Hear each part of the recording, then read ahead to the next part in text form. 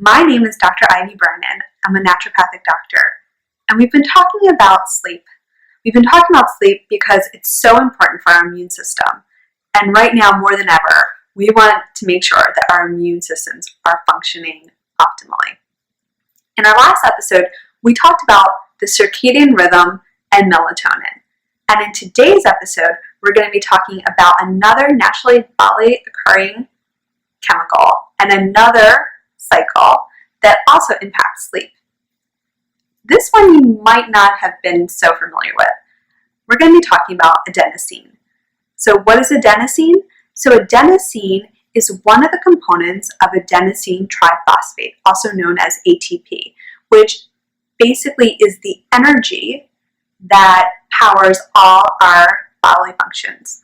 So throughout the day, we're utilizing ATP to basically run our bodily processes, and when we're utilizing it, adenosine is released.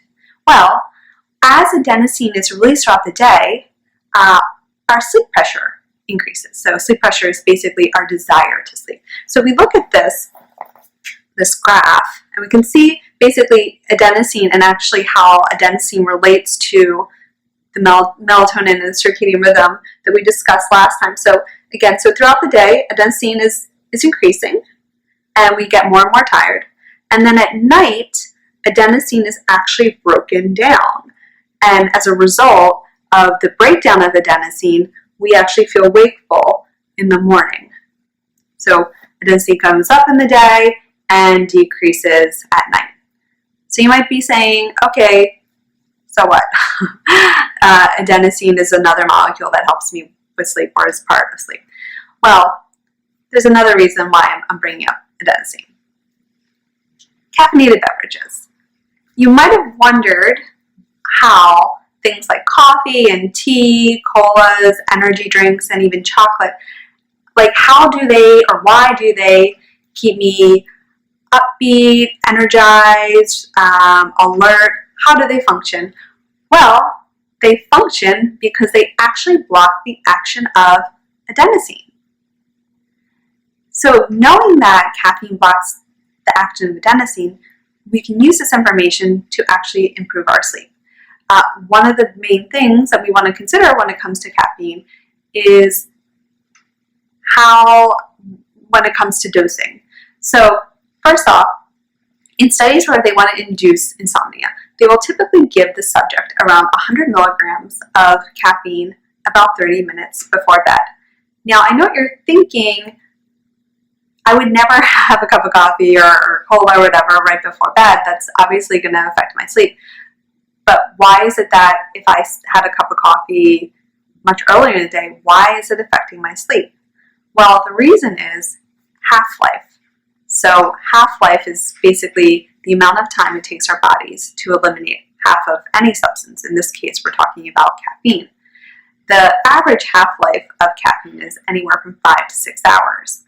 But there's actually a pretty big range when it comes to the half-life of caffeine. It really can vary from anywhere from an hour and a half to 9.5 hours.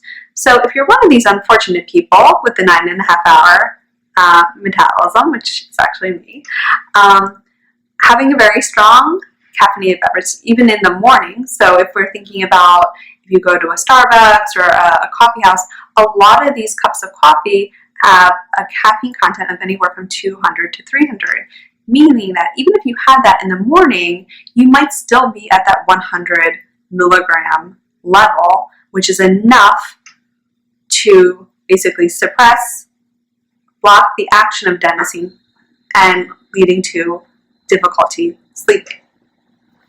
There's another factor as well, specifically when it comes to women. So women during their luteal phase, which is the part of the menstrual cycle, the last 2 weeks right prior to menses, the half-life of caffeine actually increases by 25%. Also, if you're on hormone replacement therapy or taking hormonal birth control, that can actually even increase it to 50%. And actually, there's even been studies where women actually, specifically in HRT, hormone replacement therapy, where women actually are unable to metabolize caffeine. And so why this is happening, you might wonder, it has to do with estrogen actually. So estrogen is antagonistic to the P450 enzyme. The P450 enzyme is the enzyme that processes caffeine. And so basically it decreases its function.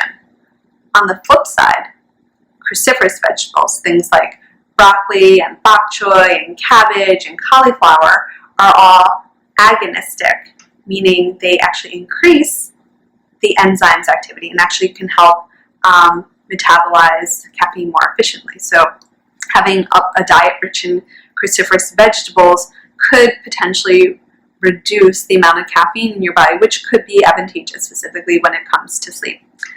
So the big take home today is one, definitely want to avoid caffeinated beverages later in the day. Typically, I'll usually recommend most patients should avoid it, have kept no later than 2 p.m.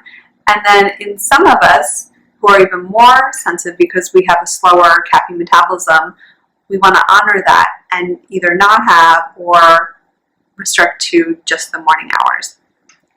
Well, hopefully that was helpful.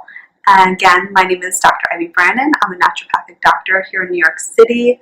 Next time, we're going to be talking about another sleep rhythm governed by a different hormone. And hopefully you'll find that fascinating as well, and you'll tune in. Wishing you a beautiful, restful night of rejuvenating sleep, and I'll see you next time. Take care.